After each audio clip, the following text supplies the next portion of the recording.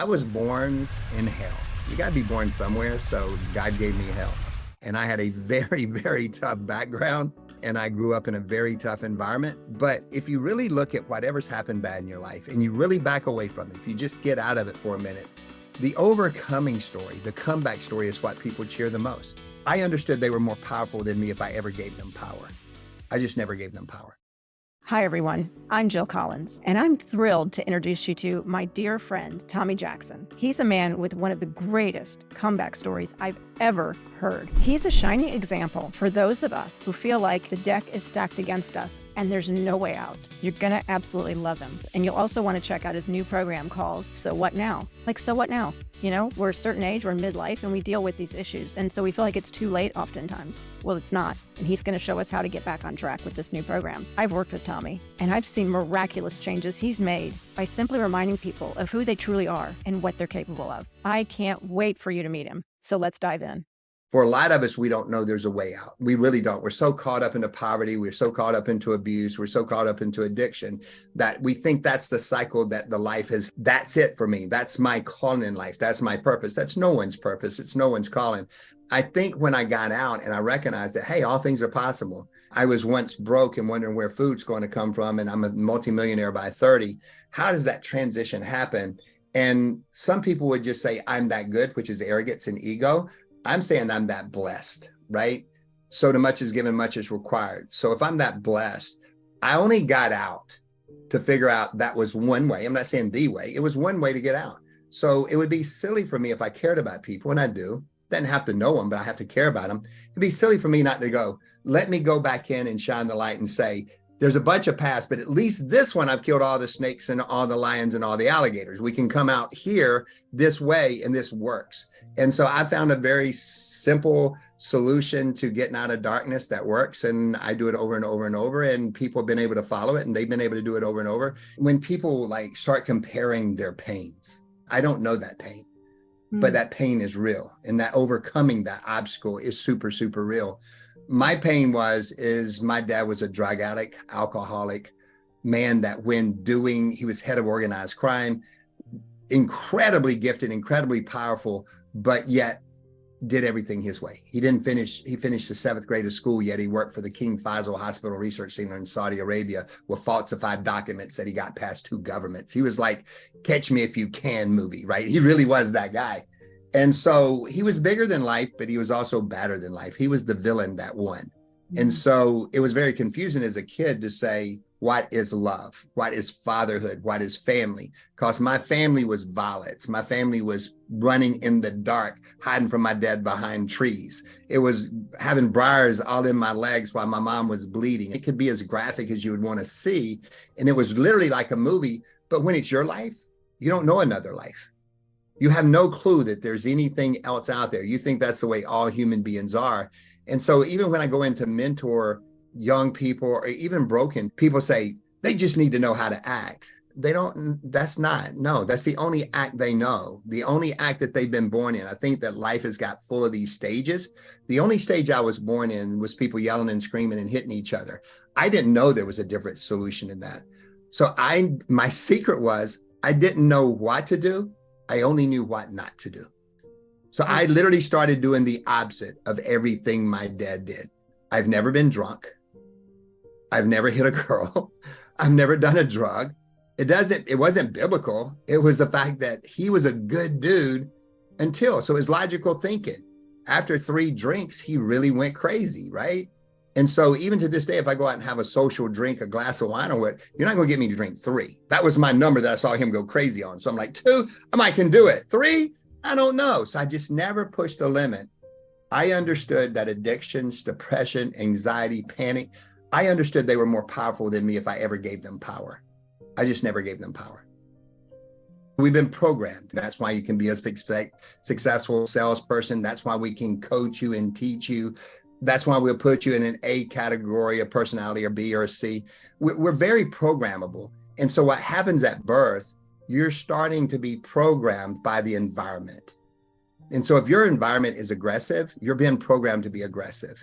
If your environment is poor, your programming is to be poor. That's even when we talk about a lot of the social issues that's happening in the world, and they talk about the surface of we need to do this and this. You actually have to go in and reprogram an environment because they don't know what they don't know, and they don't know that they've been trained to believe that. So if they believe they're broke, they're going to stay broke. If they believe that they're mean, they're going to stay mean. So that's when I recognized that the power of the words that had been spoken to me, and that's where we got the Power Walk series from, the power of your words, action, your love, and your knowledge. I recognized early on that there was words spoken over me that probably weren't truths. And I needed to examine those for truths, and I could just as easily re-speak them and build my own beliefs. So when you grow up in a dark place, you have a certain amount of words that you speak and a certain amount of belief systems. It really is as easy as going back in and testing those and saying, how well are they working for you? For my dad, they didn't seem to be working very well. And so I just literally said, okay, then if I do the opposite and I do the opposite long enough, how well is that working for me? And it starts building momentum in either direction. And so I just believe that each day has a purpose. I think each day is a footprint in the sand. And I believe if you will examine those over 5 steps, you'll know exactly where your next 5 are going. And I saw myself going to a very dark place, being a very aggressive guy, being an addict and wife beater, kid beater like my dad. And I just didn't feel that was love for me because it sure didn't feel good. So if I did the opposite, where would that take me? And it's taken me pretty far. Some of the most powerful people in the world are over the age of 80. The choice is you, choices and voices. You got voices every day and you make choices every day and they add up to a destiny. Your destiny doesn't start like, here I am today. This is where I'll be tomorrow. And I've done all of the planning. I've studied under the best of the best. I've done all the futuristic stuff. I've laid down goals, written down goals. But the truth of the matter is, yesterday really never turned out like the way I planned. And not in my wildest dreams did I think that one day I would be on this amazing podcast with this amazing human being that does great stuff all over the world, and they would want me as their guest. I couldn't have written that down. Oh. I love teaching in analogies. I just do. I think that's where people really get it. If I started talking about alphas and betas and market coefficients and hedges and derivatives, people would be like, I'm out of here. But if I talk about inflation, I'm like, a loaf of bread costs more today than it did 2 days ago. That's inflation, right? And we call it Tommy terms. And so one of the biggest Tommy terms that I think really helped my life is, I think most of the controversy, most of the confusion, quite frankly, most of the anxiety, depression, it comes from the leaves and branches of life. So if we look out at the beautiful forest, we're going to see pine trees and pecan trees and elm trees and rose bushes and all those things. They're going to be complex and they're going to be very different and they're going to go in many directions. And I think that's where we spend our focus, is just in all these directions that seem so overwhelming to understand. But if you take that and shrink it down and move it down and look at it, and we call it drill down to level up. If you look at it, they all have a root system. And that root system is where there is so much similarity. And so I've always taken the complex situation and said, what does the roots of that mean? So in investing, it's been easy for me. Quality, diversification, time, price matters. It's been 4 words. It's been the cornerstone of investing that's given us such unbelievable abilities to manage money. Quality. Everything that I invest in, I want to be high quality. The opposite of that is speculation. Speculation would be such as cryptos and day trading, which you're great at, and all those things. That's speculation. That's determined. But investments over time, is you got fundamentals in there that you can look at, that on those roots in the tree, they're going to tell you. So quality, diversification, because I'm just not that good, nor is anybody. So I use the analogy is, if you're out there at Easter as a little kid, you might have the golden egg, but if it's the only egg and you're running across the ground and it breaks, it's done. I like to have 10 or 15 eggs in there, and if 2 or 3 break, I just throw them away and I got 6 left. And those is what is going to be my future. So I still eat, I still stay happy. So quality, diversification, time, the timeline of your investments matter tremendously. If I need money in the next 6 months, I need it to be predictable. The only predictable asset is going to be liquid cash and liquid cash alternatives. It's the only thing that's for sure going to be stable in price. Anything else is going to fluctuate. But money I need over time, 3, 4, 5, 6, or 7, 8 years, then they need to be invested differently than cash. And that starts the beginning of the portfolio building. Then price matters. So it doesn't matter what age I am. I'm not going to buy a dress if it's overpriced. That would be silly. So I'm going to look at each investment and each investment alternative and say, what is the price compared to its future value? right?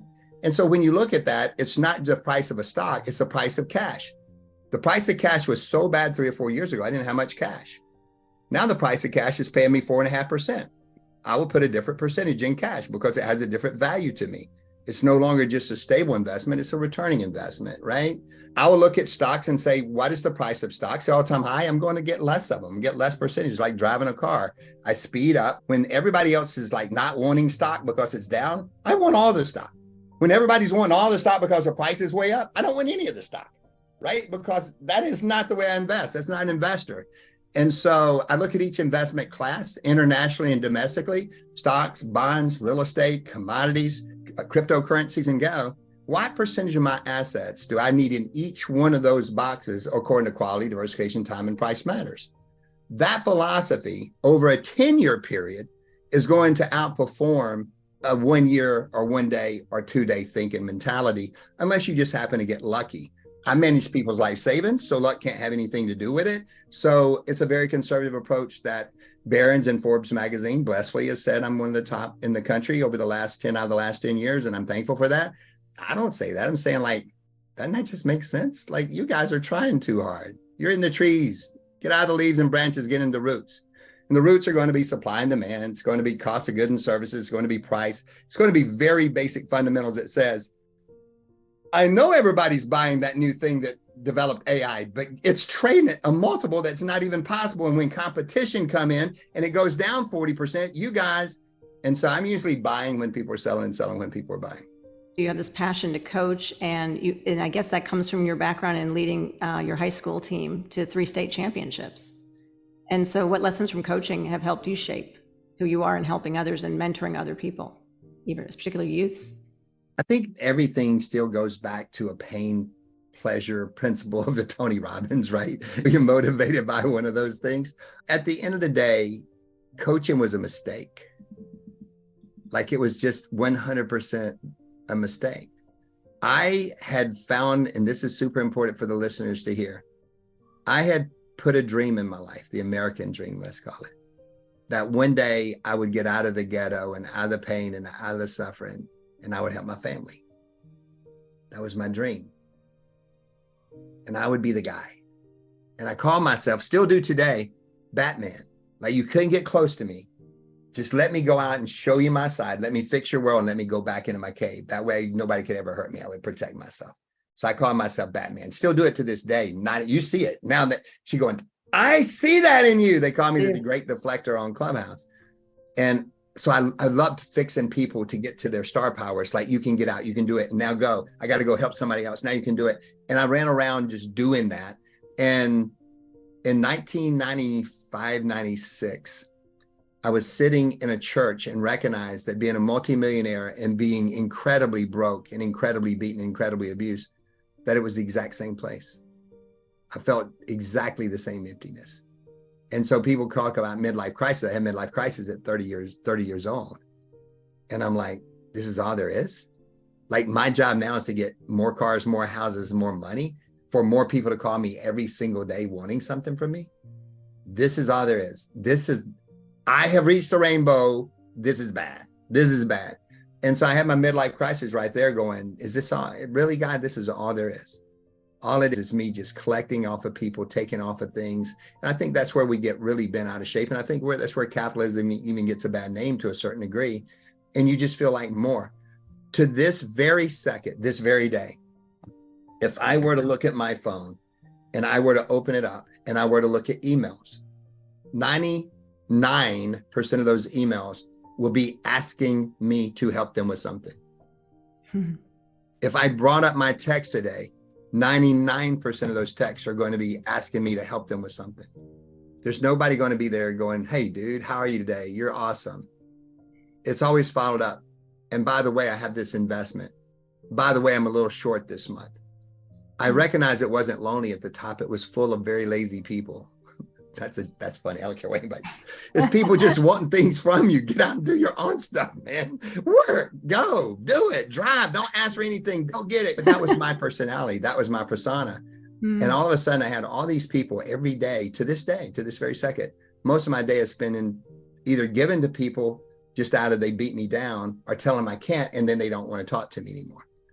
And it was super gross. It was like, oh, this is all there is. And so I decided I was going to do a Big Brother program because I chose to not have kids to eliminate my dad's gene pool. It was purposeful. I'm not having any kids. And it was selfish. I knew I would never be like my dad, but they say alcoholism and all that's hereditary. Sure. I couldn't think about the first 30 years being hell and I was finally out. Now I'm going to have a kid, and at 16, they were going to come in drunk. I could not handle that. Like that would be not my kid go out and abusing, my kid go out and no, I was such a selfish control freak. I said, no kids. Yeah. Now God has a way of playing that in a practical joke. So a high school teacher, a junior high school teacher came to me, and I was going to do a Big Brother program, go adopt a kid for a day, give him a bunch of stuff and push him off. Everybody else. Seemed like a good idea. It would fulfill my godly duty. And he said, I want you to coach Little League football. And I said, I've never coached football in my life. I've not been on a football field in 16 years. Why would I possibly want to do that? I don't have any kids and you're trying to give yours away. I don't want to do that. That's a terrible idea. Yeah, I didn't sign up for that. Yeah. And so I went out on a football field, and this little kid, 11 years old, in Alabama, football is Jesus and God. Jesus and football is God. It's just the way it is. It's like that in Florida as well, and so many of the SEC schools. But football is big here. And you stay on the same team, 5-year-old, 6-year-old, 7 years, 8 years, and just go all the way through. And this little kid had been playing for the same team for 2 years. And he said, you're going to be our coach? And I said, I'm not sure. I said, I'm just looking. He said, I hope so. You seem cool, but don't expect anything. We're a bunch of losers. And I couldn't imagine that we'd been programmed as losers by a scoreboard of life and a bunch of men that didn't know how to coach. And it blew me away. And I said, you know what, kid, I'm going to be your coach. I don't know how many football games we're going to win, but you're never going to call yourself a loser again. That is now my goal. What I didn't recognize in there, God was switching my life to being me to a servant, the person I am today. Everything then was me being the hero. Now I had to really prove it. And now I had to be in the mud with them. I couldn't be on the sidelines giving things. I actually had to be there. And so the short version of a very long story, we went into a very disciplined process that I do with everything. I got a process I run everything through for success. I did it with the kids, and they beat their opponents 357-12 that year. One team scored on us. And it was like unprecedented, but it was Little League. I was like, no big deal. Fire a bunch of dads, retry out the team, put them in the right places. This seems pretty obvious to me. You guys are just daddy ball. This is super easy. Y'all don't even know about football. Y'all the guys that couldn't play. Or either you're the one guy that could play and you want your son to get the ball every time because you played in the NFL. This is not going to be hard to do. And so I went 36-0 and won 3 championships. And then they did something that was unprecedented. They called me to high school. And no youth coach had ever gone to high school. And I said, hey, I'm a financial advisor. I'm not a football coach. I don't have time. And when I looked at it, Jill, in that year, I had now gotten off of work at 4:30 versus 7:30. And my business had more than doubled in 3 years. By giving, I was receiving like crazy. I thought I needed to work, and I didn't need to work. I needed to give. And so long story short, they moved me to high school. We went 15-0 and won a state championship, 13-2 and won a state championship. And I had coached 5 years, and now I was this famous football coach in Alabama. And I learned so much from those kids. And I built a mentorship program, which they're still in today. A lot of them, now they're 40 years old. Those kids changed my life, and over 100 kids came through the program. We set goals, we set dreams, we worked hard, we built disciplines. The high point of that is twofold. 2 of those kids from my gym played against each other in the Super Bowl. And one of my kids ended up being, which she's right now about to be at the US Open. I got to coach there last year with her, US Open, Alexa Garashi. And I took her in when she was 12, and she's now 32. And she's ranked as one of the top 10 best players in women's professional tennis and doubles. And I got to coach at the US Open with her, and we got to do a lot of great things. So that gave me a history from 95 until today of just loving on the young people of America. And that's where I find my heart. That's where I find my passion. And that's where I'm going to now with the next season of my life. Yeah. Oh my gosh. And I love the distinction, because you said you were a Batman, where you were a hero, which I've done that. Let me just fix it. Let me dive in, which I do that a lot. It's like swooping in, you go help some people, and then you get out, because you don't really want to hang out in there. You don't want to get in the mud. And then you said, God showed me this way that I ended up serving and becoming servant. So it's from hero to servant. I never thought about that. And yes, And then, that's and then good. here, yeah. And then here you are as servant, and you thought you had to just keep working harder, but by being a servant, the secret to living is giving, Tony says. But that's what you ended up doing is you cut out 3 hours out of your workday and your business doubled by serving in those 3 hours. Maybe And then I cut out my work day because the football field started at 3 o'clock. The stock market and the investment market closed at 3 o'clock Central Time. I would change clothes out of my designer suit, going down the middle of the road, hoping I didn't wreck. I would change into my football shorts, put on my whistle, put on my hat, run out on the field as fast as I could. And 3 years later, my business had doubled again. I was working half the time and my business had doubled. And then that's when I started getting national acclaim. And then that's when the momentum of my business took off. I truly believe if I had not coached football, I would have not have been a successful financial advisor. That is so profound.